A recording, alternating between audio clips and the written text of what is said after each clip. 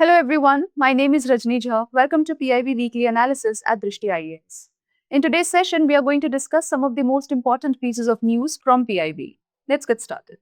The first piece of news that we have is implementation of new criminal laws. Here, as you can see, Bharatiya Nyaya Sanhita has replaced IPC, Bharatiya Nagrik Suraksha Sanhita has replaced CRPC, and Bharatiya Sakshya Adhiniyam has replaced Indian Evidence Act.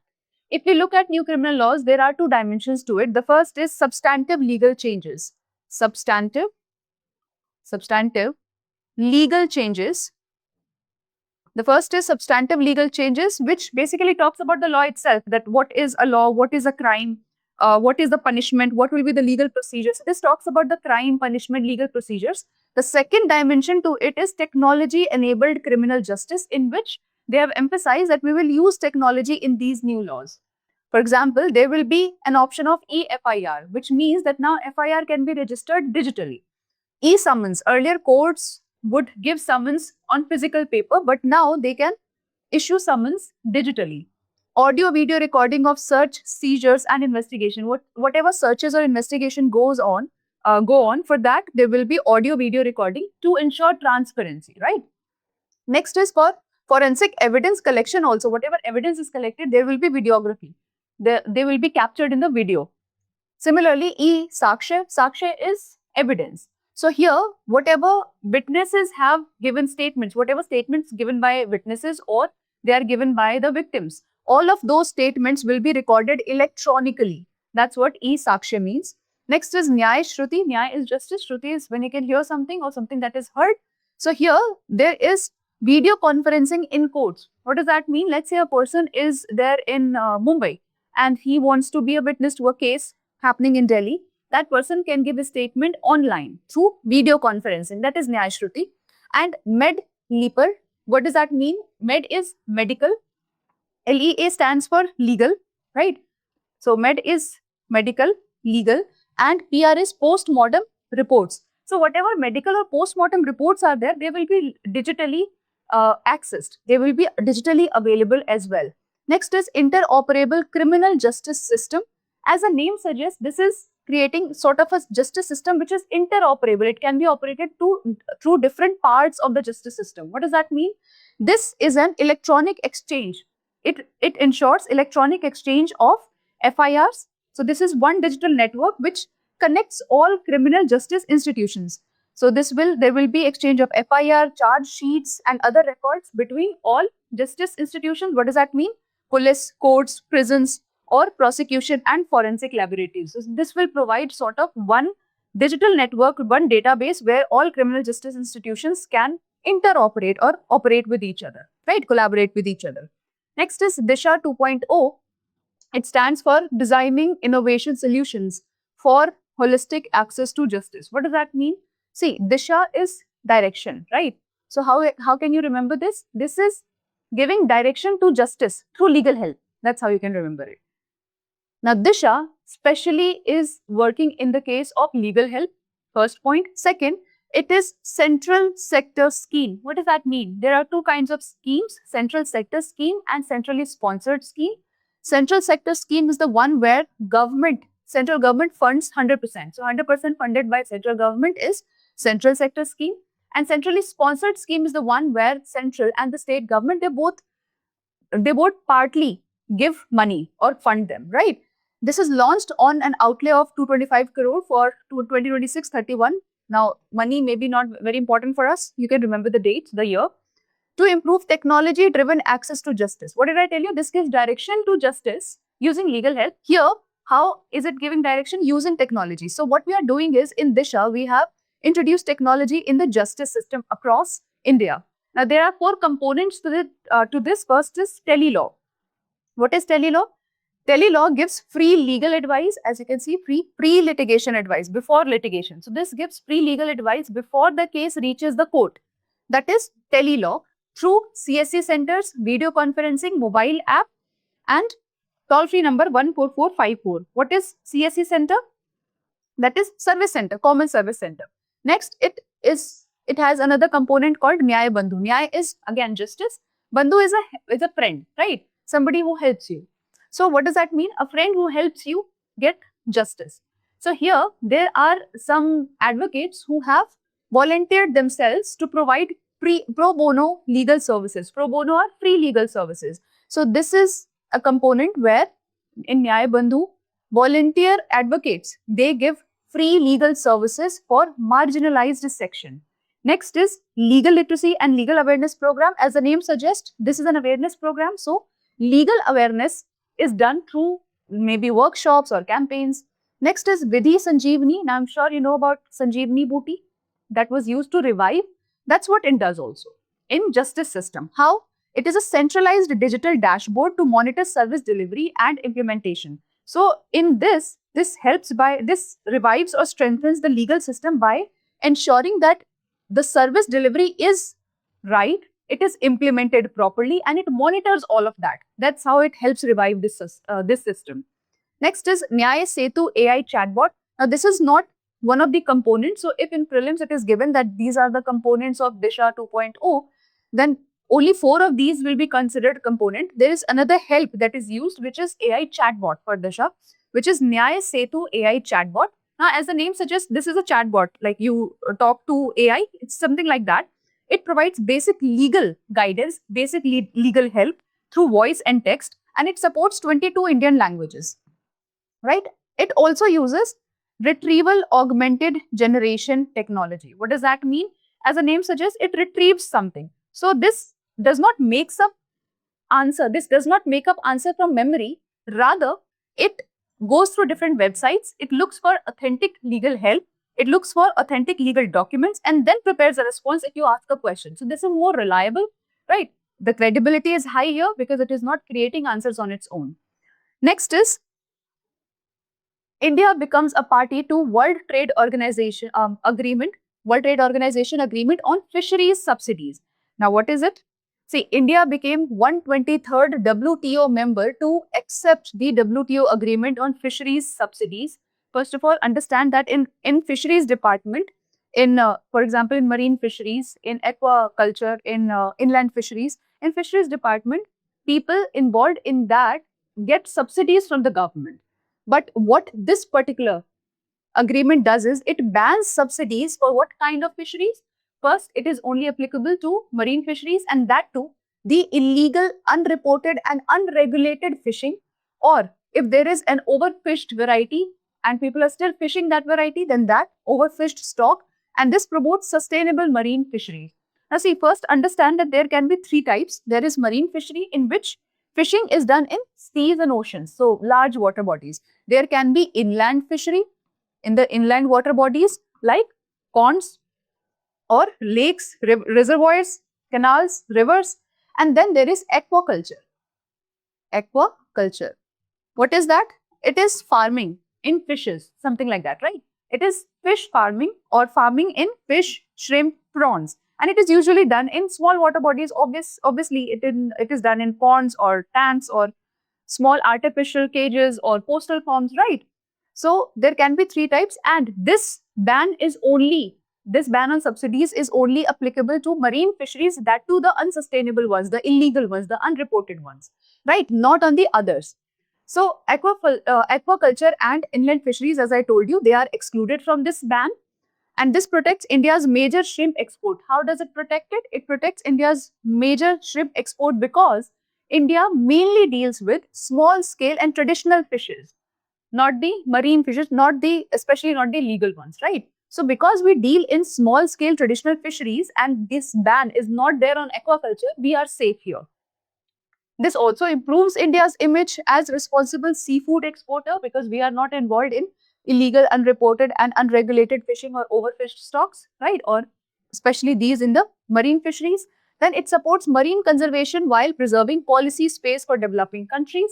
And this supports India's domestic framework, including PM Matsya Sampada Yojana and EEZ rules. So basically, this is good for India in 2 ways. First, this ban does not include most of India's fisheries department because we deal in small scale and traditional fisheries. And second, it also improves the image of India that we are anyway responsible when it comes to fisheries, right? Next is about Agriculture census. Now, agriculture census is conducted every 5 years. The 11th agriculture census 2021-22 has been conducted, has been completed. All the 3 phases are completed. And this collects data on number and size of operational holdings. What are operational holdings? Operational holdings mean those land holdings where the person is carrying out operations, whether or not that land belongs to him. So, for example, there is a person A and he carries out all the operations on that particular land. That will be called operational land holding, right? That land holding will be called operational land holding. It does not matter if he's the owner of the land or he has just leased out the land, whatever is the case, right? So, operational, it collects data on number and size of operational land holdings first. And in operational land holdings, you have to understand that this includes land owned by farmer, land leased in, land shared under sharecropping, but it excludes land that farmers own but leased out to someone else. Why? Because they are not operating it, right? So it only includes operational land holding. So if there's a person A, he's the owner of the land, but he has leased it out to somebody else and somebody else is carrying out the operations on the land, that land will not be included here. Next, it also collects data on cropping pattern, irrigation, tenancy, and land distribution, input use, women-operated land holdings, and this data is particularly used, especially any data is used for policy forming. So this will also be used for agricultural policy formulation, efficient targeting of subsidies, credit, or rural development, and at the same time, how these lands can be improved, these land holdings and their yield can be improved through irrigation, mechanization, crop diversification. So for those plannings also, you need these information, right? So in this census, all this information is collected. Next is Bhavya Rasayan scheme. Now, what is that? Bhavya Rasayan is chemical. This scheme specially is important because it deals with chemical parks. It deals with chemical parks. What are chemical parks? See, a chemical park is a specialized specially planned industrial area in which many chemical industries are located together and they have common infrastructure. So this is a specially planned industrial area where chemical industries are located together and they have common infrastructure. Let's understand this first. So for example, if there is waste management that has to be done, and in this particular area, there are a lot of chemical industries. This is a chemical park. There are a lot of industries. Now, for the waste management, there will be one setup which can do the waste management for all the industries, right? This is what a chemical park is. Now, Union Cabinet approved Bharatiya Audyogik Vikas Yojana Rasayan, which is Bhavya Rasayan. Audyogik Vikas Yojana means industrial development, right? For Rasayan means for chemical industries, which is why we are talking about chemical parks. To establish 3 dedicated chemical parks. So the Indian government will be establishing 3 such dedicated chemical parks. Financial outlay is 3,030 crore rupees for infrastructure and 30 crore another for administration. The center will provide up to 1,000 crore per park, and the concerned state must contribute at least 500 crore. So now my question to you is, I just told you about centrally sponsored scheme and central sector scheme. Which scheme this would be under? If it is a scheme, which scheme would this be under? Parks will be developed at least 2,000 acres, on at least 2,000 acres, and this will provide one more thing, through challenge route. What is challenge? What does that mean? We have understood that the parks will be developed, right? On this much land, this much money will be given. Okay. What is challenge route? Challenge route is the states, whatever states are trying to get these chemical parks in that state, they will have a challenge. They will have a competition and they will give their proposal, best proposal on these based on how much land they have, infrastructure, ease of doing business, or the potential of that industry in their area. And these will provide, these states will compete with each other and provide best proposal to the center. Then center will choose which one is the best, and that's how center will choose 3 areas for chemical parks. So center is not going to select which states are going to have this. The states with best proposal with regards to the land available, the ease of doing business, what is the potential of chemical industry there, all of that. That's how, based on the best proposal, the center will select which states should have these chemical parks. Next is they will provide plug and play infrastructure. What is that? If let's say you plug an instrument and then you can play it. So everything is already present, you just have to start working, right? It's something like that. Here, industries can start operations quickly because all the basic infrastructure will already be provided. That is plug and play infrastructure. This will include common effluent treatment plants. As I told you, that industries, especially chemical industries, they have some waste material, right? Effluent, they're called effluents. Now, they should be treated properly. Otherwise, that will cause pollution. Now, for treating them, there will be a common effluent treatment plants. Like I told you here, that in the chemical park, there will be a common effluent treatment plant or waste treatment plant. As you can see here, hazardous waste management facilities. There will be common hazardous waste management facilities so that every plant in that area can be treated easily. There will be water, steam, and pipeline networks because, of course, these industries, in order to function, they require water, they require steam, they require proper functioning pipelines. So that will also be there itself.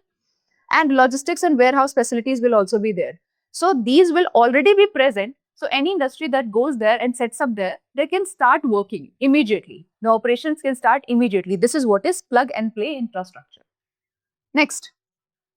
Next is final US Section 301 measures. India in 10% tariff tier. What does that mean? First of all, let's understand what this 10% tariff tier is and what exactly is US Section 301. So this is done in order to stop imports or in order to discourage imports which are linked with forced labors. So US Trade Representative announced final Section 301 measure under the US Trade Act 1974, which targets imports linked to forced labor, things that are produced using forced labor. And India has been placed in the lower tariff tier, which is 10% duty. Other countries will have to pay more, but India is under 10% duty. Earlier, it was proposed was 12.5%, but it was settled at 10% tariff. Now, if we talk about India, 45% of export, whatever product, services we are exporting, 45% of that does not fall under this because that is not a result of forced labor. But the rest, that is 55% of remaining exports, that falls under this, which is why we'll have to bear additional 10% tariff. India's tariff burden remains lower than most of the other affected countries, and India continues to engage with US on the India-US bilateral trade agreement and on the proposed textile specific mechanism. It's not very important. This is important, right? So, Section 301, why is Section 301 important in case you are asked in prelims? So, Section 301 is the provision in US Trade Act 1974, which allows US government to impose trade measures or tariffs, such as here you can see there are tariffs, against countries whose trade practices are considered unfair or harmful to US, whose trade practices are considered unfair or harmful to US interest. And of course, the practices related to forced labor are harmful to anyone's interest. So they have included this in Section 301, wherein they will be imposing tariffs, and India is under the lower tariff bracket, which is 10%, right? Which will affect 55% of our exports. Next, is DRDO successfully test Kusha? Okay. LRSAM. Now, DRDO has conducted the maiden flight test of Kusha long-range surface-to-air missile from APJ Abdul Kalam Island, Odisha. Now, see here, there is two important pieces of information. First is, it is long-range, meaning it can intercept at a very long distance. We have already talked about short range, very short range, long range, right? Medium range. So, it can engage targets that are hundreds of kilometers away. And the second is surface to air missile. What does that mean? That it is used from the ground. So it is launched from ground to destroy targets which are there in air, which is why it is called surface to air missile, right? Next, this missile successfully intercepted a high speed, high altitude aerial target, and it can engage with fighter aircraft, missiles, UAVs, large enemy aircrafts. Very important is it is indigenously developed. It is indigenously developed, which means this also promotes Atmanirbhar Bharat, right? And it strengthens India's air defense. What you need to remember here is Kusha is a long-range surface-to-air missile and it is indigenously developed. These are the three pieces of information that is important here. Next, CDSCO approves India's first dengue vaccine. So India's first dengue vaccine has been approved, which is Qdenga, and it is a live attenuated tetravalent recombinant vaccine. Let's understand this first. Live attenuated means actual virus has been used in this, actual virus, dengue virus has been used in this vaccination, but they are attenuated, which means that they have been weakened to such a great extent that they will not be able to harm the individual. So if you get the injection, the attenuated virus will not harm your system, but it will help it it will help your immune system create antibodies against it, and then it will create memory of it. So what happens in vaccines, especially live attenuated, you are given in any virus vaccines or in any micro vaccines. So what happens is you are given that micro in the body, but they are already weakened to a great extent so that they cannot make you sick, right? And then your body finds that there is a new pathogen that has entered your body. Now it will start creating, your immune system will start creating antibodies. Once it destroys that particular pathogen, the antibody number decreases, of course, but it creates a memory in your immune system. Next time, if the same thing happens to you, your immune system already knows how to create antibodies for that particular pathogen, and then it can create those antibodies in such a large amount that it can easily destroy them. That's how these vaccinations actually work. So here also, it is live attenuated. That means virus is there, but it is attenuated. Dengue virus is there, but it is attenuated. And tetravalent, what does that mean? Now, dengue can be of 4 types, and it attacks all the 4 types. That's what it means. Recombinant is, it uses recombinant DNA technology. In simple words, it uses genetic technology, right? And that's how this vaccine is made. And there are 2 doses that are given here. One, let's say you are given a dosage today. After 3 months, you will be given a dosage again. So in the first dosage, it will help your immune system create the memory of what kind of pathogen it is and what kind of antibodies are required. In the second time when you are given the vaccine, now it can create antibodies in a very large amount. So it is administered in 2 dosage, 0 and 3 months. Next, of course, now there are phase 3 clinical trials in India. This has been already done. So after this, we have been given the approval for its evaluation of its quality, safety and efficacy. This vaccine has already been approved in 42 countries and has received WHO pre-qualification over 24 million doses, which have been distributed globally. All right. Now we already have an existing dengue control measure, which is under the National Vector-Borne Disease Control Program. This vaccine is going to help with that because we did not have a vaccine until now, right? Now we have vaccine also, so we can now tackle dengue virus effectively. Next, nuclear energy mission for Viksit Bharat. Nuclear energy mission for Viksit Bharat, we have already discussed something related to this earlier as well, and that is, in nuclear energy mission, this is clean energy. So this produces electricity using clean energy. There is no carbon material released here because we are not using fossils, we are using nuclear energy. That's what we discussed in our last week's PIV session as well. So this aims to achieve 100 gigawatt nuclear power. Right now we are at 8.78 gigawatt, okay? 100 gigawatt nuclear power capacity by 2047 to support Viksit Bharat and India's net zero target by 2070. We have both. First, Viksit Bharat idea, and second is net zero target by 2070. So to support Viksit Bharat, we know for a fact that we need reliable electricity, right? If we want our industries to run, we need reliable electricity. If we want railways, metros, data centers, electric vehicles, homes and businesses to run, we need 24/7 reliable continuous electricity. So this is going to help with Viksit Bharat also because we'll be having reliable 24/7 electricity.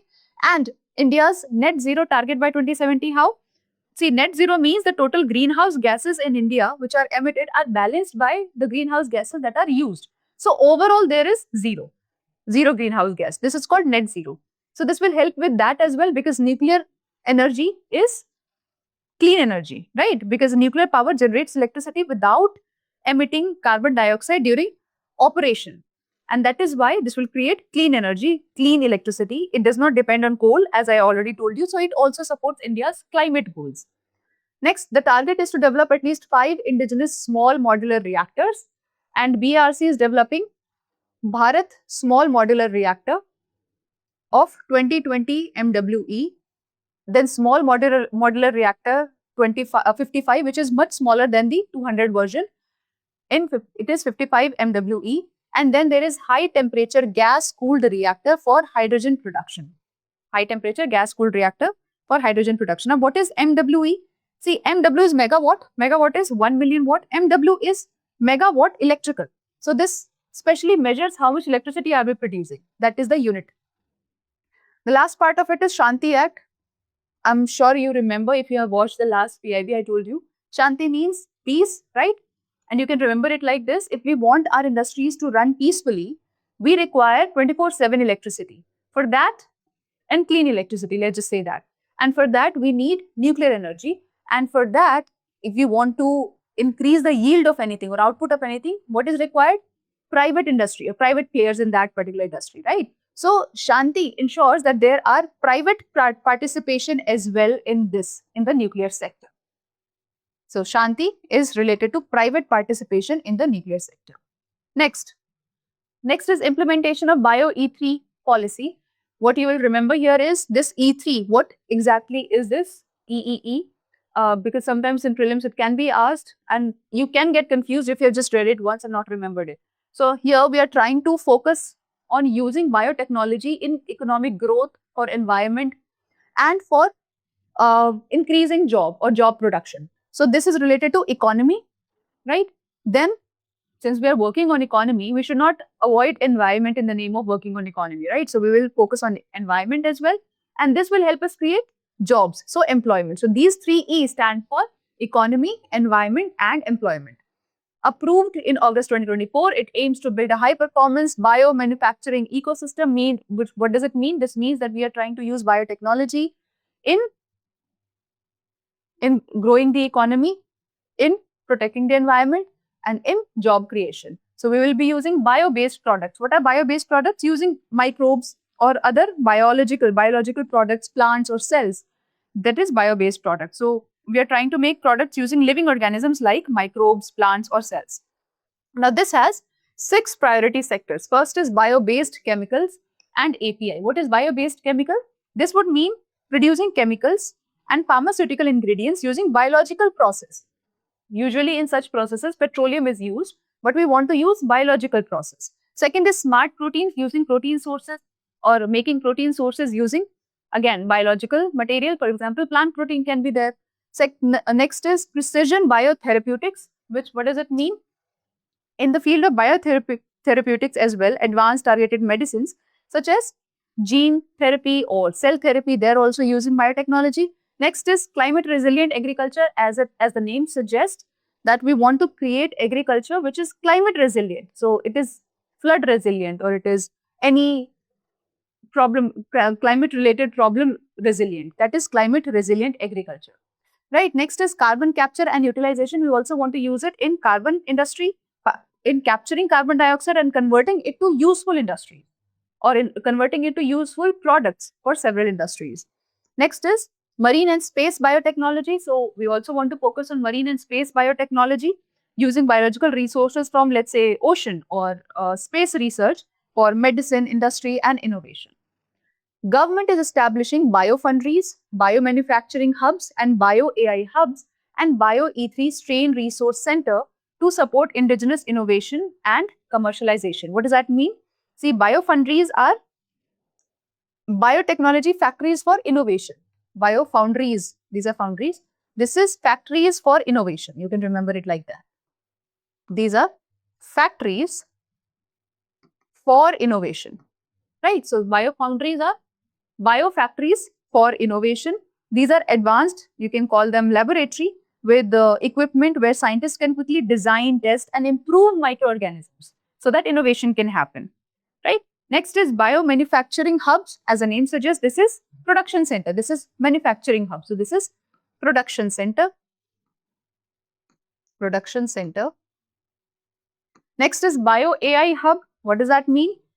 AI is artificial intelligence, bio is biotechnology. So using artificial intelligence for biotechnology here, so that whenever we use artificial intelligence, it makes the process more efficient, right?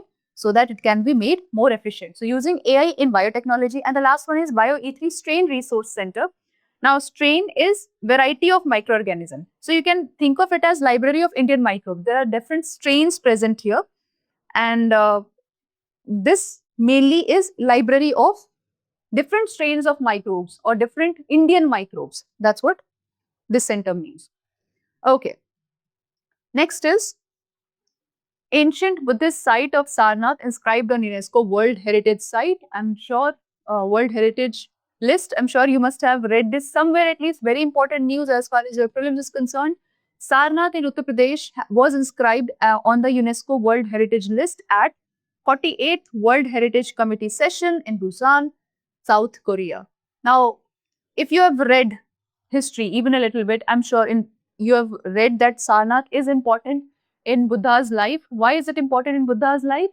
Because this was a place where he gave his first sermon, and this event was called Dharma Chakra Pravartan, right? First sermon, and this was called Dharma Chakra Pravartan. You have to answer how many stages of life of Buddha are important, how many different events that took place in Buddha's life that are important. This has already been asked in prelims earlier also. Like there was birth. If you're saying the birth was one important such event, then what was it called? Like sermon was called, delivering first sermon was called Dharma Chakra Pravartan. What was birth called? Or when he renounced the world, or when he got enlightenment, or when he gave his first sermon and when he died. These were the important events. What were the names of these events? You will give me the names of these events. Okay. So it is India's 45th World Heritage Site, and with this, India becomes 6th globally and 2nd in Asia Pacific region to have this many number of World Heritage Sites. It is inscribed in criteria 3 and criteria 6 for its culture and spiritual significance. I've already told you Sarnath is the place where Lord Buddha delivered his first sermon. It is called Dharma Chakra Pravartan and founded Buddhist Sangh. Now, another question for you is, what is the difference between stoop, because you'll read this in architecture, and vihar, or if you want to call it stupa and vihara. So what is the difference between stupa and vihar? In Buddhist architecture, which is again very important when it comes to your examination, UPSC examination. It's one of the favorite topics of UPSC exam. So what is the difference between stupa and vihar? That is also something you will tell me in the comment section below. Now this site, which has been regarded as World Heritage Site, it includes Chaukandi Stoop, Damek Stoop, Dhamek Stoop, then Dharmarajika Stoop, and there are Vihar also, and very important here, Ashokan pillar is also there in this heritage site. Next, Ashokan lion capital, which is India's national emblem, was discovered here. An inscription is expected to boost, of course. What will it do? Anything that enters World Heritage Site, UNESCO's World Heritage Site, gets global recognition, and this will improve Buddhist tourism, culture, and diplomacy and heritage conservation in this area. Now, with this, we come to the end of the lecture, and now I have 2 questions for you. Yes. The first prelims practice question is, consider the following statements regarding Disha 2.0. First, it is a centrally sponsored scheme. Second, TeleLaw provides free pre-litigation legal advice. And third, Vidhi Sanjeevani is a centralized digital monitoring dashboard. You have to tell me which of these statements is correct. The second question is, consider the following statements regarding Qdenga, the dengue medicine, right? Vaccine. It is India's first approved dengue vaccine. Second, it is tetravalent live attenuated vaccine. And third, it is approved only for individuals above 18 years. You have to tell me which of these is correct. Now, with this, we come to the end of the session. That's it for today's session. Thank you so much for joining in. I hope you really enjoyed the lecture. If there is anything else you would like me to cover, you can always write that down in the comment section below. So that's it for today's class. Thank you so much for joining in. Until next time, take care. For more informative content, like, share and subscribe, and do not forget to press the bell icon to get the notifications.